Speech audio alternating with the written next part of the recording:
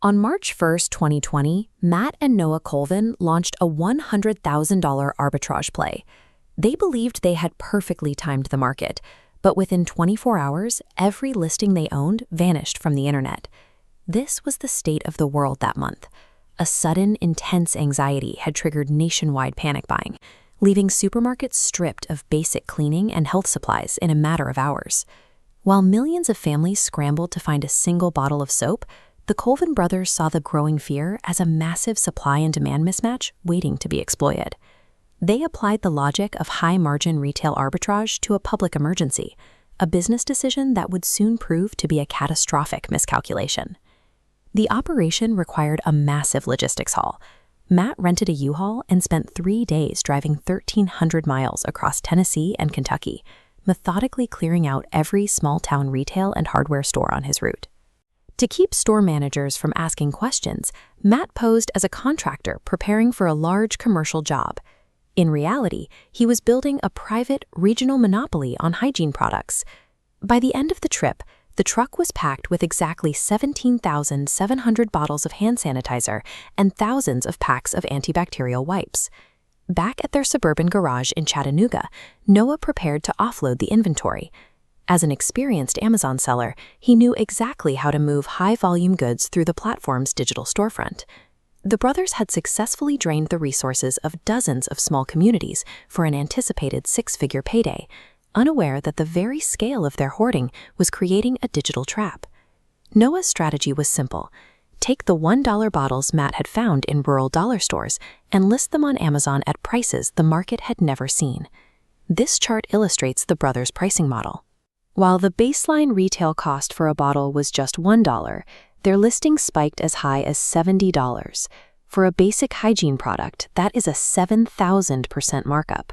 Desperate buyers purchased the inventory almost as fast as Noah could list it. Within minutes, the brothers were projecting a pure profit of over $100,000 in less than a week.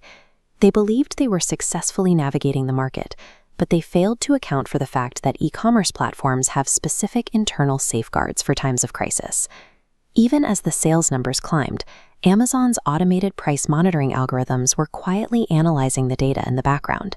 The AI scanned seller data for statistical anomalies, cross-referencing prices against a historical baseline to identify crisis-driven inflation. The $70 markup triggered a hard red line, automatically flagging the pricing as a critical violation of emergency policies.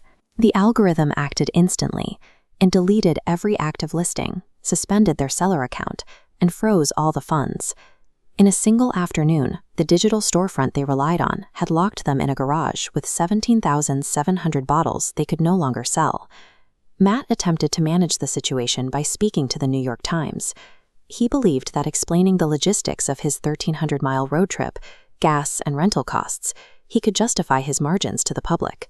It was a massive misjudgment. The resulting article went viral, branding the brothers as the face of crisis exploitation and turning them into a global focus of public anger. The consequences were physical as well as digital. They received thousands of death threats, and local delivery drivers began boycotting their warehouse, refusing to pick up any shipments. By publicly defending their business model, they traded their anonymity for a level of local notoriety that made their daily life and their warehouse operations unsustainable. The fallout reached the Tennessee state government, which faced intense public pressure to take immediate legal action. Under state consumer fraud laws, price gouging violations are calculated per item.